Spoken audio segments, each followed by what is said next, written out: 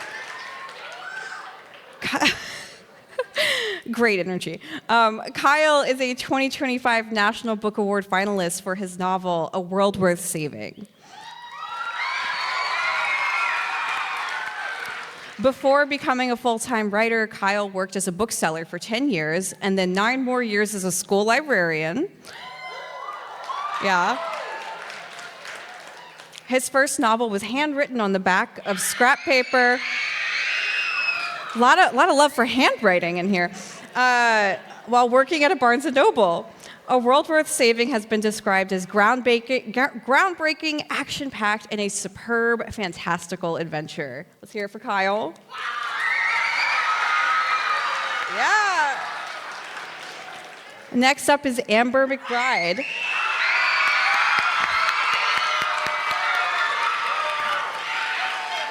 Amber is a 2025 National Book Award finalist for her novel in verse, The Leaving Room.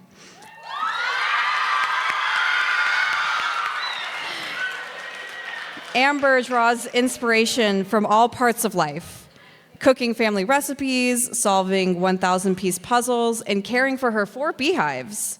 A former ballerina, Amber sees dance and movement as creative outlets in her writing process. Amber's work has been described as achingly tender, hopeful, and astonishing. Let's hear it for Amber.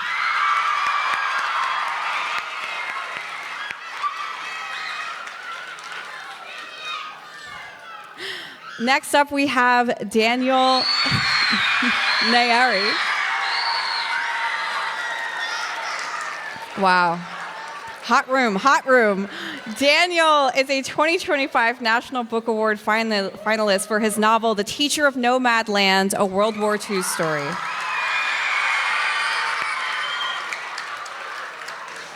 Daniel is an Iranian refugee who immigrated to Oklahoma at age 7 with his family.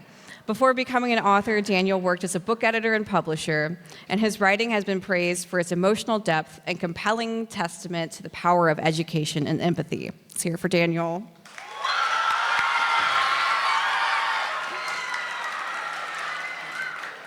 Okay. Next, we have Hannah V. Sawyer.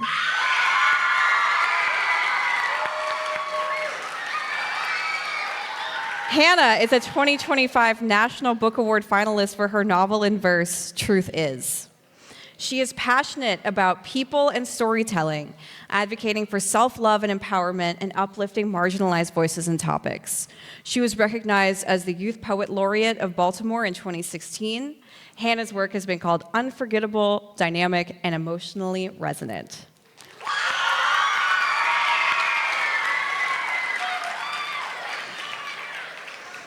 And last, we have E.B. Zaboy.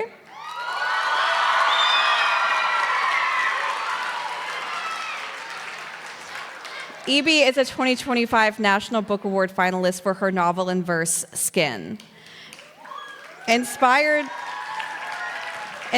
by Caribbean mythology and tradition, E.B. explores what magic and folklore could look like if it were infused in a modern world.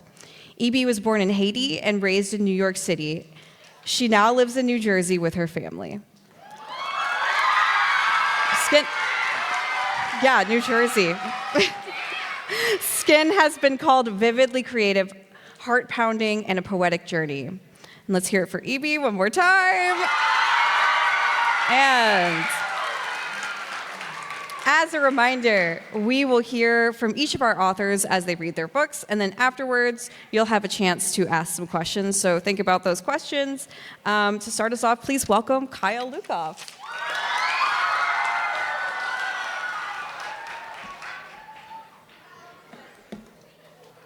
Hi, everyone. I'm starting a timer because I love timers for myself.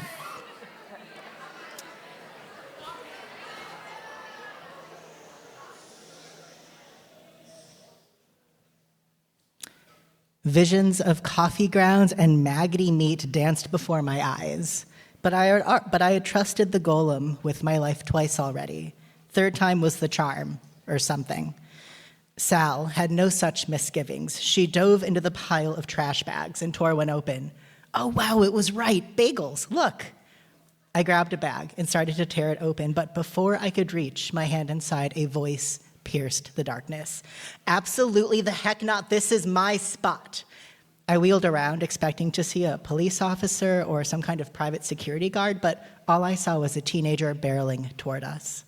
They were dressed all in ragged black, fierce dark eyes boring into us above a black face mask. Sorry, I said, hands up. I backed away from the trash, almost tripping over what I assumed were the lifeless remnants of the golem's most recent body. You better not have ripped that too badly, they barked at Sal, who also took a step back, but looked less alarmed than me. Why can't we tear the bags? She asked. It's trash. Yeah, well, if the bags get torn, the garbage collectors get mad. They stalked over to the one Sal had opened and poked through it. Then the store gets fined, and now they're peeved off at us, so they throw broken glass in the bags or spray them down with this gross sticky stuff so you can't get in them at all. Then we have to use some of our hard-earned cash to buy peanut butter and a bag of dry beans and eat peanut butter beans for a week. Also, while it is statistically less likely for a white person like myself to get hassled by cops or other white people for digging through the trash in a good neighborhood like this one, that is also not a guarantee, and leaving a mess on their pristine sidewalks increases those odds by approximately 76%. That's why you shouldn't tear the bags, newbie. They were pulling things out of the trash as they monologued, bell peppers and eggplants and sweet potatoes. Most went into a tote bag they took out of their backpack. Geez, okay, I get it, sorry. Sal backed away further, then turned around to go. Hey, come on, she called back. I followed her. We clearly weren't welcome. Where you going? They called. I paused, wondering if they were messing with us. I thought you hated us for tearing the bags, I asked. I kind of do hate you for tearing the bags, they said, wiping their hands on a piece of lettuce. But I mean, I can tell you're both trans, and I'm guessing you probably don't have anywhere to go right now, so help me fill my bags, and I'll help you out too. They told us their name was Razor. They them pronouns, obviously, as they pulled out some more grimy tote bags and shoved them in our direction. I'm A, I said, even though they hadn't asked. He, him. And I'm Sal, she, her. Short for Salmonella, Razor asked. Sal laughed, hopefully, or sometimes, hopefully not now. She held up a loaf of bread. Is this okay? It only has a little bit of mold on one slice. Razor shook their head. Toss it. You can cut mold off cheeses, and you can eat around the brown parts of vegetables, but bread mold gets all into it before you can even see it. Sal nodded. That is helpful information. Thank you. We were on our way to Sunny's place. Do you know much about it? Razor snorted. Yeah, I know about it. What, you want them to call the cops and have your parents come get you after you spend a night in jail? Wait, what? Sal gaped at Razor, who was engrossed in packing a tote full of bananas and apples. On their website, it says that it's a safe space for, well, us. Used to be, Razor said, almost cheerfully. Then it got taken over by some NGO or nonprofit or corporation or something. I don't know which one or why. All I know is that now if you say you don't have a place to live, they call the cops, and then you either have to go home or go into a shelter. Not a good one. There aren't any good ones anymore. Can you smell this? They asked abruptly, shoving a plastic container at me. Sorry, what? I said. They acted annoyed at our very presence, but also weren't letting us wander off. Hummus. Easy to tell when it goes bad. For most people, at least, I was born without a sense of smell. When I go dumpstering by myself, I have to get bread and vegetables and things that go bad visually as opposed to olfactorily. But you're here and you can smell this hummus and tell me if it's good. I leaned forward and took a careful sniff. It's good, I think. I told you if it's bad, you'll know. Have you ever gotten sick, though? I asked, from eating something spoiled. Razor shook their head impatiently. Not to brag, but I have extremely robust gut flora. Gonna stop there. Thank you.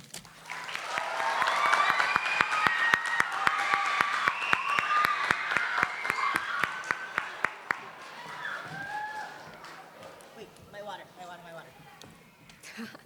Hello. Good morning. Okay, I'm short, so I'm moving this a little. There we go. All right, I write in verse, so you're gonna get some poems. This is from my book, The Leaving Room.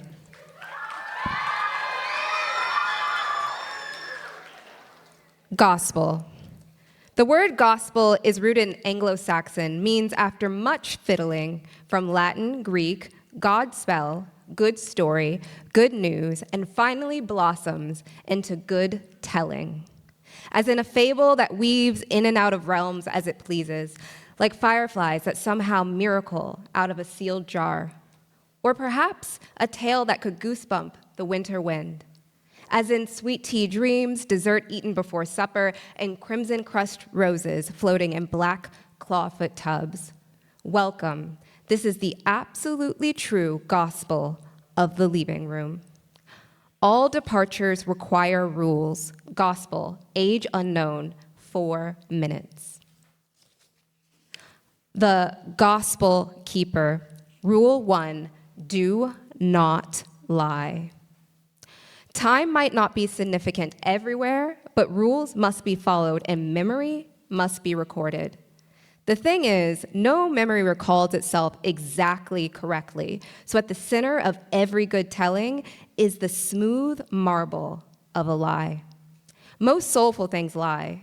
Think of violins, innocent instruments of the living world. Their thrum struts into any melody, smaller than atoms kissing the infinite parts of air.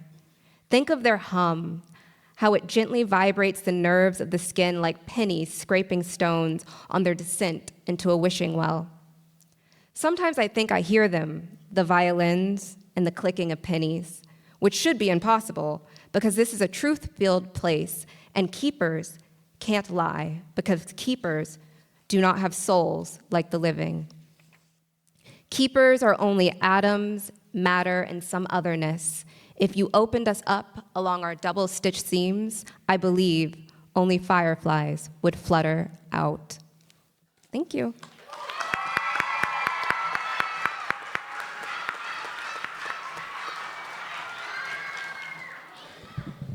Hi there. My name is Daniel. I'm going to be reading from The Teacher of Nomadland, Chapter 1.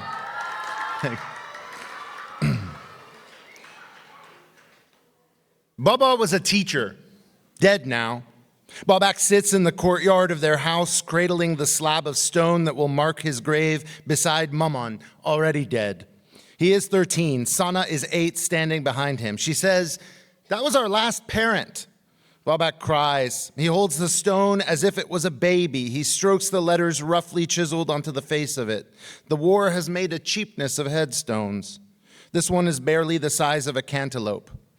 Mohammad Nouri, 1901 to 1941. No other words. It doesn't say that he liked peaches better than cantaloupes, that he raised Babak and Sana alone, that he taught the nomad tribes to read. He taught. He was a teacher. He was their father. It's just a stone. Babak thinks his body is somewhere in the mountains under a pile of rubble. He is buried there, not here. It comes out of him in sobs. He feels Sana's hand, barely the weight of a sparrow, on his shoulder. When the Bakhtiari tribesman, the one everyone called Traveler, had come to their door, they thought it was Baba and ran to see him again. Baba had only been gone 2 days. News of the invasion had come only a day before that. The British from the south, the Soviets from the north, in a joint effort, marched into Iran with tanks and brought the war with them. A man on the radio said something in English. Another voice translated into Farsi. The Anglo-Soviet invasion was necessary to keep British petroleum interests out of the hands of Nazis. Babak does not know any Nazis. He only knows Baba, who was killed, said Traveler the Nomad, when British soldiers mistook a group of goat herds on a mountainside as resistance fighters crouching in wait to ambush their envoy. The soldiers sent a few cannon shots into the hillside to rouse them. There were not resistance fighters. They were goat herds and a teacher who had come to help them retreat with their animals from the advancing army. It was all misunderstanding. No one spoke any language that anyone else spoke. Bakhtiari, English, Farsi, Russian. It was all just shouting and gunshot. Babak's father, Baba Nouri, was huddled behind a juniper bush when a tank roared at him. At the rock ledge above him, exploded and crashed down. It was all some other people's war until then. Babak reaches into the pocket of his corduroy trousers and takes out a knife. Sana says, "What do we do now?" Babak sets the headstone down between his legs. "Now that we're orphans, says Sana. "We're not orphans," says Babak. He unfolds the pocket knife. It's not very big, like they would have in the military. It's for slicing fruit, not even big fruit. It's for prying open a stubborn pistachio. He sets the knife to the face of the stone. He scrapes the shape of the letter Be and the letter Aleph. Together they make the sound Ba. It takes a long time. The edge of the knife grinds down into a dull, sad thing. He does it twice. Baba, father. Are you practicing your letters on our father's grave? Asks Sana. No, says Babak. It says Baba. You have to make the dots better. I know, says Babak. The knife isn't any good on stone. The tip of it snaps off as he tries to twist it to make the dots. But Babak doesn't care. Somewhere in this world, it should be written that Mohammad Nuri was a father, a good Baba. Do you want me to find a stick? Asks Sana. No. A sharp stick could help. It wouldn't. It would break. Maybe a nail and a hammer. Auntie June might have one. I could ask. No. You don't think she'll help us? Says Sana. Her hand on his shoulder has reached for a pinch of his hair. She pulls on it the way a little kid might suck a thumb. She will, says Babak. That's good, says Sana. Babak struggles to grind the letters deeper into the stone. Sana thinks about it a moment. Then she says, well, that means we're not orphans. We just don't have a mother or father anymore. Thank you. Thank you.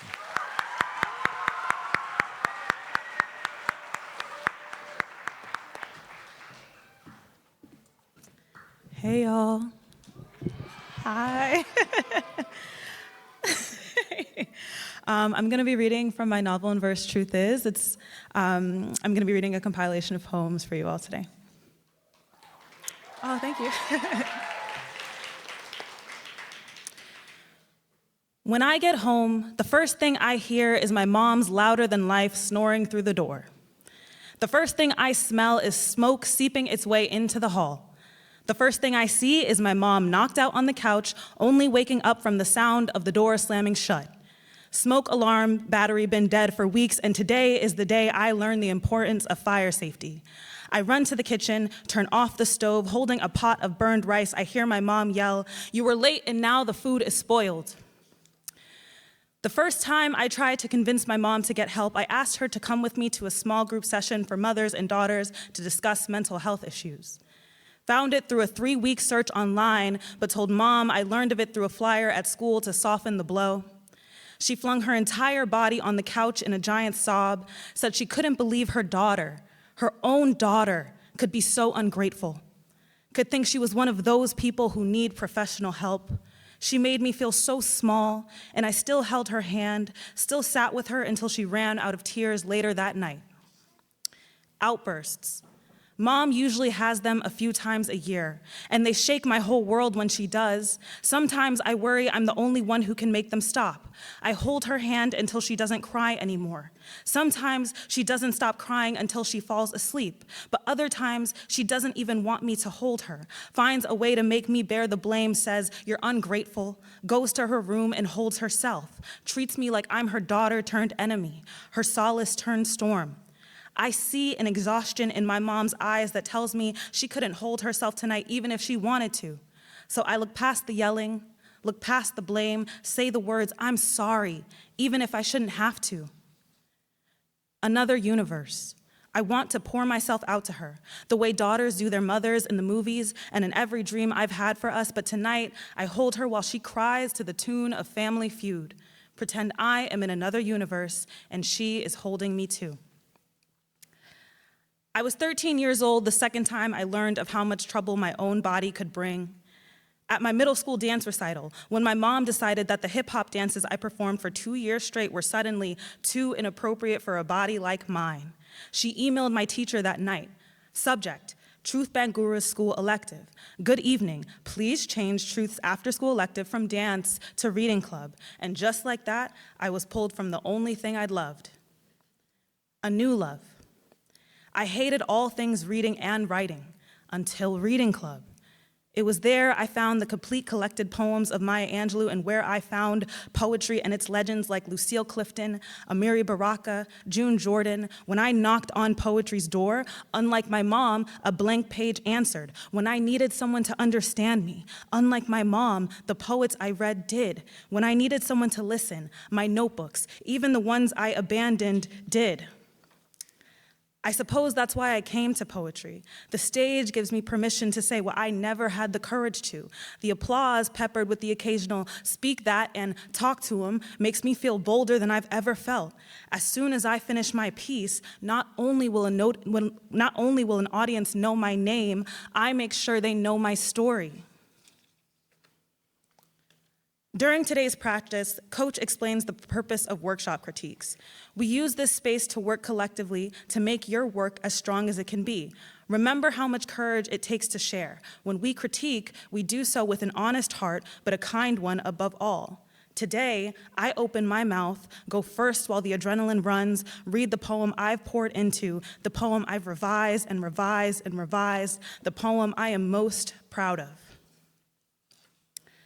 This body. There is no anthem louder than when I sing to my own frame. There is nothing sweeter than tasting the words "I love you" on my own tongue.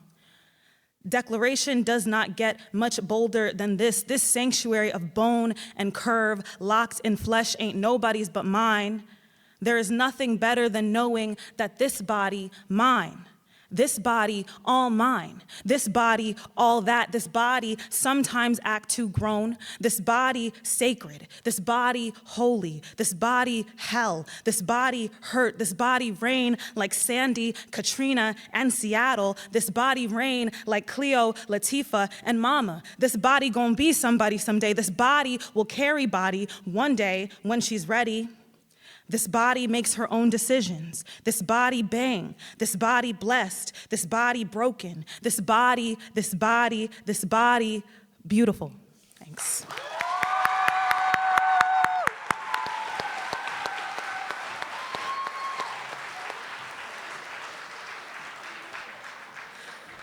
Wow.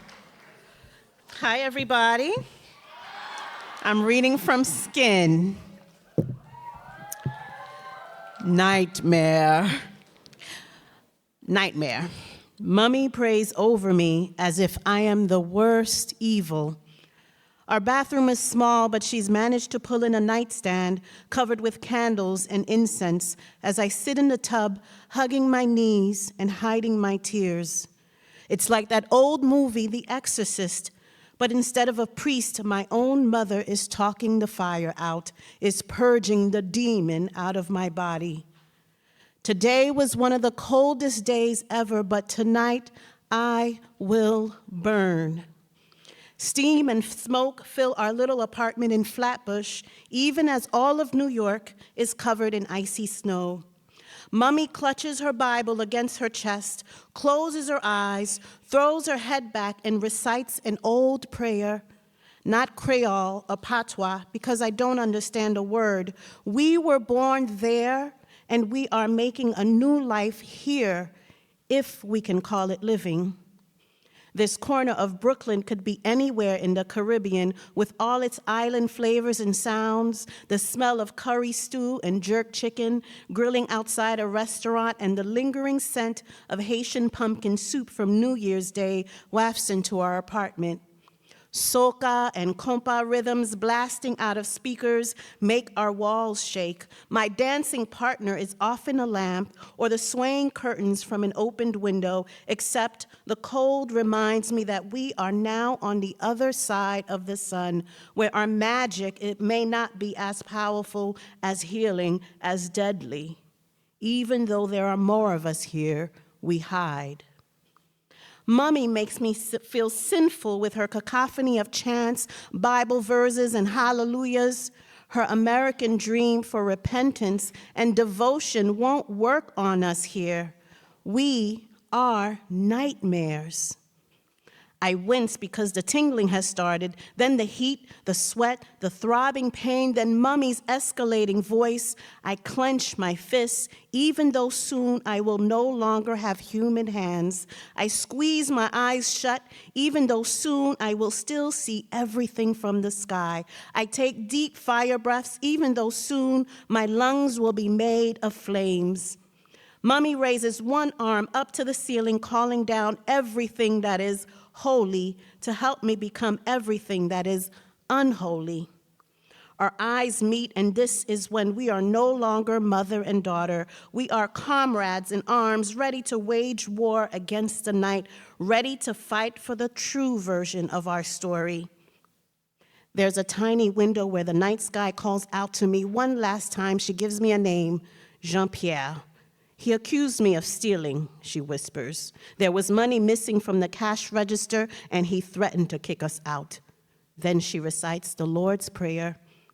When I can't think normal thoughts like my favorite song and my favorite dances and my dreams for the future, when the memory of everything that makes me human becomes a dark cloud of rage, when I hear the suctioning sound of my body collapsing in on itself, when my skin peels away like an ebbing ocean wave, when the cells ignite, bones dissipate, and my brain, heart, lungs, nerves, and blood become a plasma of hydrogen, helium, neutrons, and cosmic dust, when my insides ignite like the Big Bang that created the universe, and my soul becomes electric and shifts into a rod of lightning, and then a shooting star caught on fire, I am becoming what my mother is trying to conjure, a monstrous thing that needs God, even though we are made of the same magic. And I shapeshift into an otherworldly self. I become a mangled, collapsed version of myself within a raging ball of fire, and a deep hunger pulls me out of my skin, out of the tub, past mommy's prayers, and out of the small bathroom window, and past everything that is trying to extinguish all that I am. Our new home with its thick walls and locked doors want me to be trapped in my skin, but I am fury and flame. I am a ravenous creature born out of war, and all I want to do right now is inhale life so that I can keep on living. Thank you.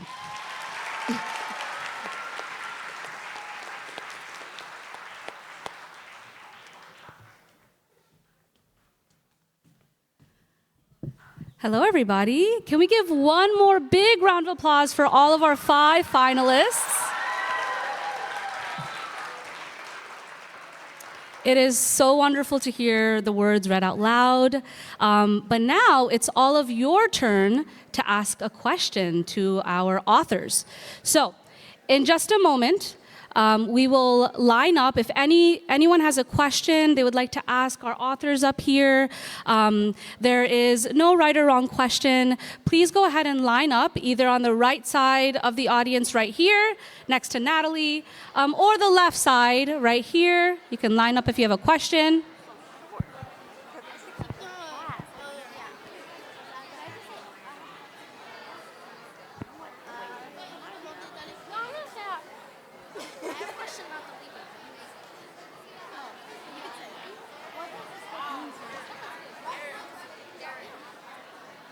Why are you like, yeah, that's a good question. I want to ask you which character just say right now. All right. We don't have a lot of time, but we'll try to take as many questions as we can. So I'm going to ask you all to give your attention to our first person who's going to give our question. We're going to start with the audience on the right. If you could say your name and your question, that would be great. You can go ahead and start. Hi, I'm Joseph, and EB, why did you choose the title Skin? Thank you. Hi, Joseph. Thank you for that question. So Skin, this title is based on a Caribbean shape-shifting witch called a Sukuyan. And a Sukuyan is almost like a vampire, and she's usually an older lady, and she sheds her skin at night to turn into a fireball to inhale the souls or the blood of her victims. If you already know vampire lore, this is a different kind of vampire. And in my book, Skin, instead of making the Sukuyan an older lady, the Sukuyan is a teenage girl who can shed her skin every new moon. So the S is in parentheses, and kin means family, And I don't want to give too much away, but there is a very good reason why I choose to highlight the word kin in this book, and you'll have to read to the end to find out why. Thank you. Thank you, Joseph, for your question. We're going to go over to the audience right side. You could say your name and your question. Hi, my name is Marceline, and I have a question for Amber. What does death mean to you? Hi, Marceline. That's a really hard question. Like, tell me the secrets of the universe. To me, I don't think that death feels like a final thing. So I practice hoodoo, which is an African-American folk magic system. And so in that, you care about your ancestors a lot. You talk to them, you still interact with them.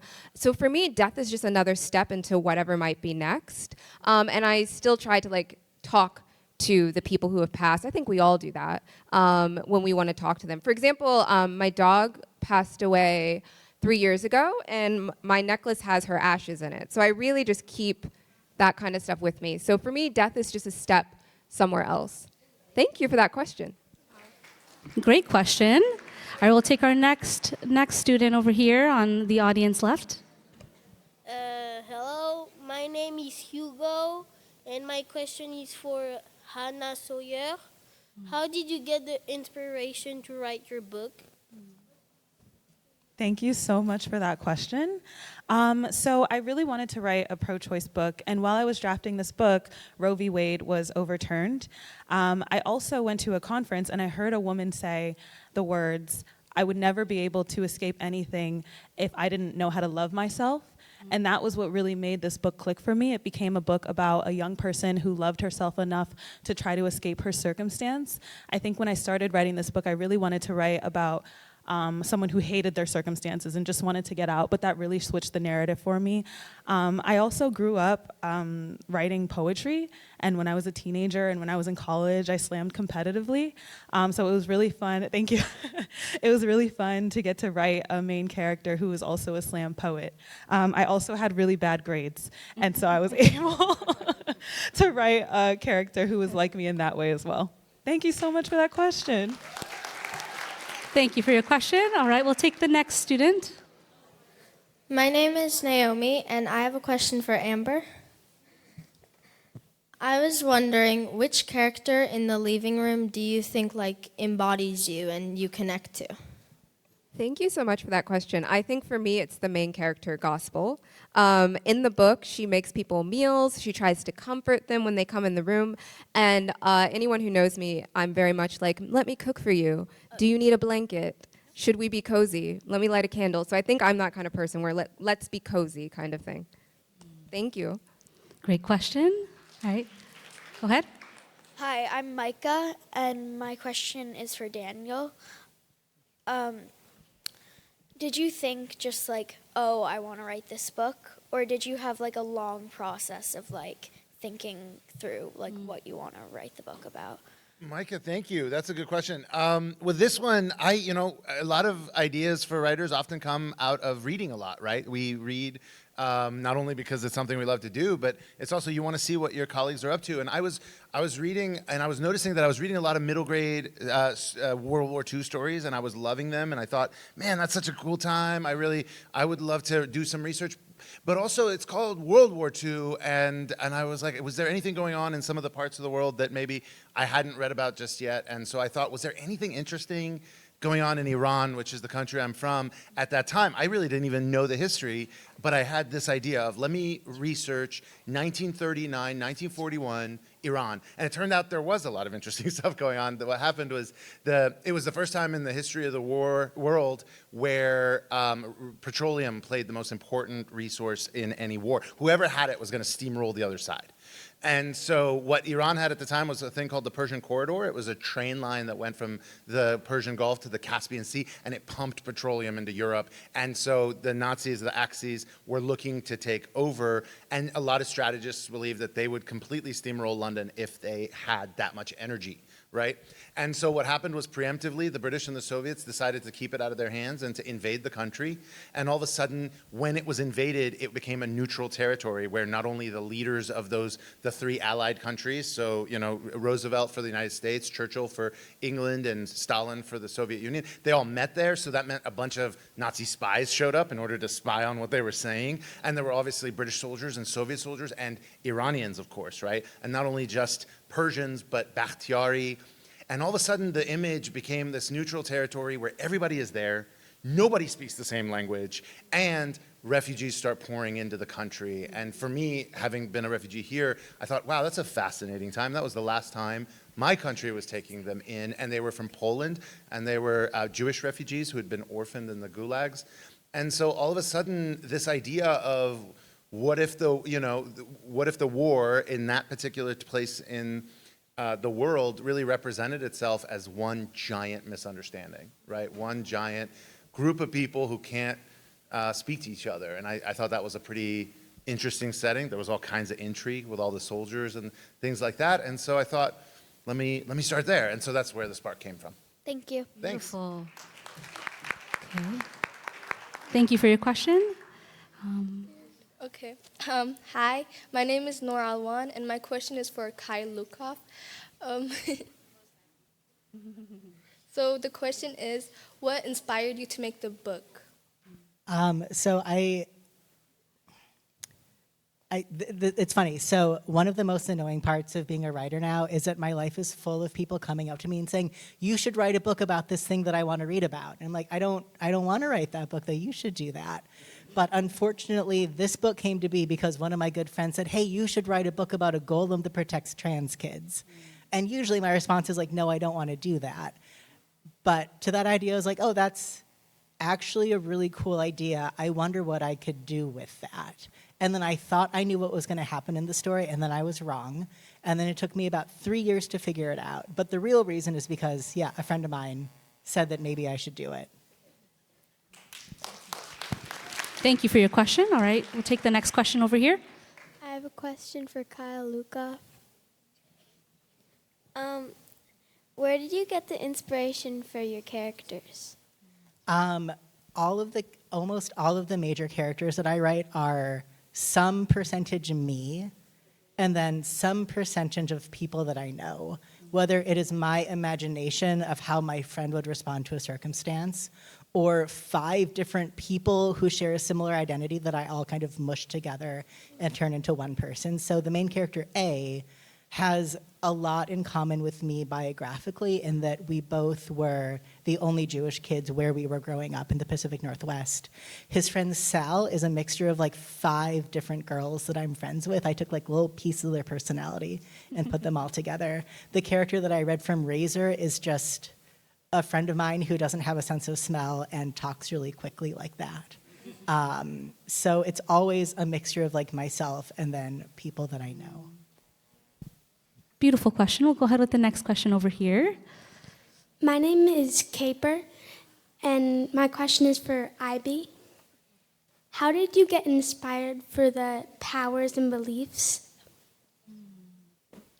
So, thank you. I am inspired by my own culture's folklore. I think everyone in this room comes from a culture that has their own stories and belief systems, but I don't often see my own culture reflected in books. And there are so many incredible stories, like I told you about the Sukuyan. So what if a teen can shapeshift? And one of my characters is newly arrived to America, and the other one has been here her entire life. So you don't know which one is the immigrant or the migrant, and which one is the American citizen. Which one is more popular, which one is not. Which one gets teased, which one doesn't. So I use the folklore as a metaphor for all these different experiences that my characters go through. So folklore, of course, is not real. Vampires, as we know, can or may not be real. But what they do for us writers is they allow us to tell the truth through metaphor. So, of course, vampires don't live among us, but what if you can shapeshift? So that's what speculative fiction allows us to do, this is fantasy. So it allows us to use our folklore to tell a bigger truth. Thank you. All right, we'll take our next question over here. Hi, my name is Leanna, and I have a question for Amber. How long did it take you to make your book? Hi, thank you for that question. So this book was my first book where I almost didn't meet the deadline. My editor was like, we're close, and I kept being like, I got it, I promise. So for me, I draft really fast, right? So I can write a whole draft in like a month, and then kind of like your English teachers do for you, I go back in and I edit a lot. And so I think altogether, probably about 3 months for this one. But if we talk from like the original idea, it took like 3 years. But from actually starting to write it, about 3 months.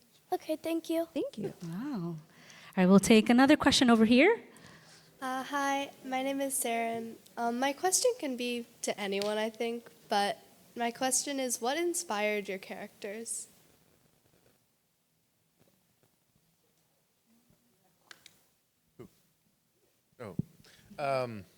Well, I guess I'll answer. What inspired my characters? Well, a lot of times what I do is I do a lot of historical fiction, and so I will be reading exhaustive amount of just what the lives of everyday people were like. There's an old phrase that says, "The past is a foreign country."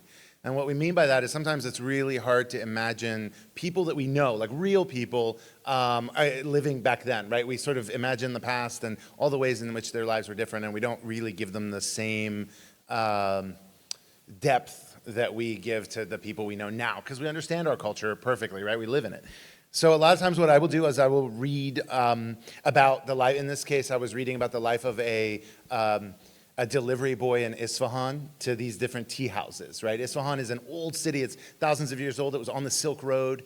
And when it was invaded with these soldiers, there was a great line in a history book. And it was, in the tea houses of Isfahan, Polish girls sang French songs to British soldiers while the Soviets played chess in the corner and the Nazis lurked in the shadows.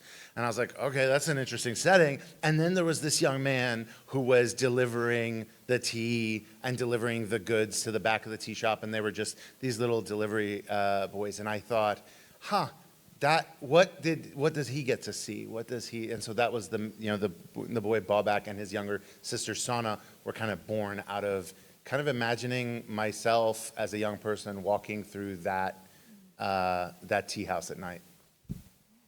Cool. All right, we're going to take one more question right over here. My question is to Kyle. Over the course of writing this book, or when you were younger, did you ever make a golem out of clay or out of anything else just for inspiration? No, I've never tried to do anything like that. I'm not especially crafty. And in this case, the golem shows up. It's not created by the kid, but maybe I'll try now. So that's all the time that we have for questions. We're so sorry for everyone else who didn't get a chance for their questions. But these questions are so wonderful. Thank you all so much for coming up here and asking these questions to our authors. I'd love to welcome Casey back to the stage for a few more words. Can we give Casey one more round of applause?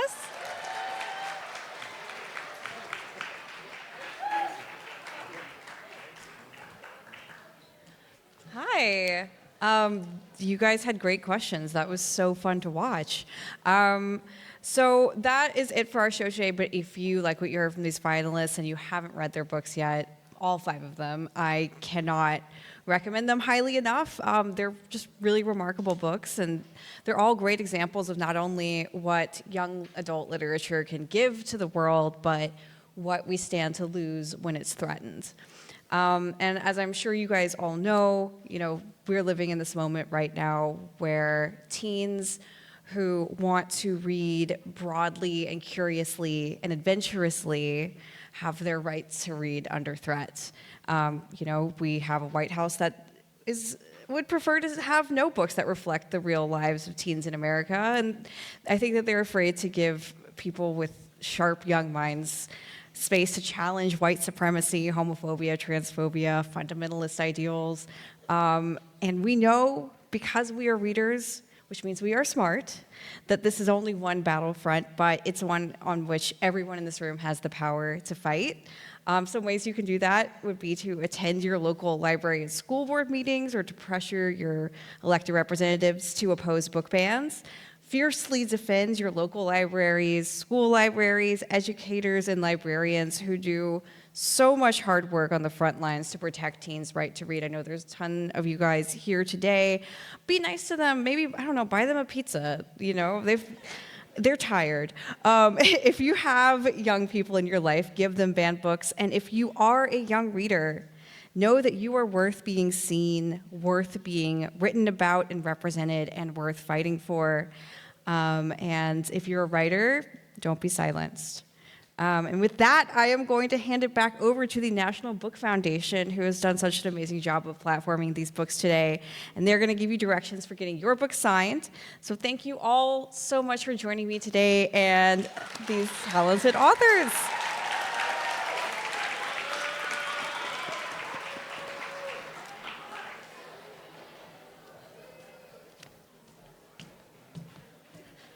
All right, everybody. So I'm going to just ask you one more time to give the hugest round of applause for Casey McQuiston, our host, our 5 wonderful authors up here.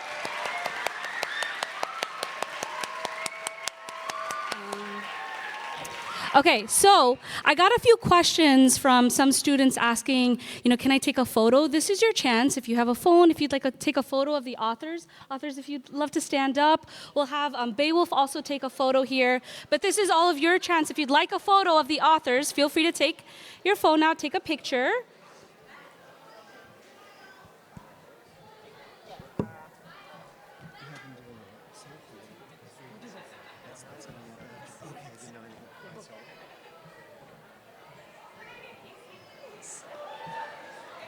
Snap your pictures.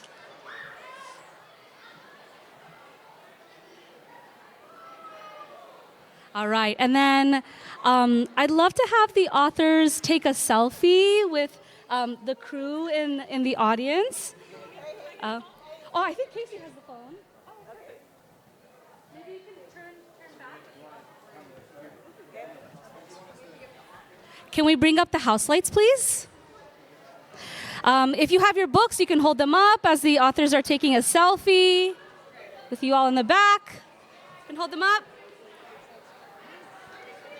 All right. Give your biggest smiles. Hold your book up.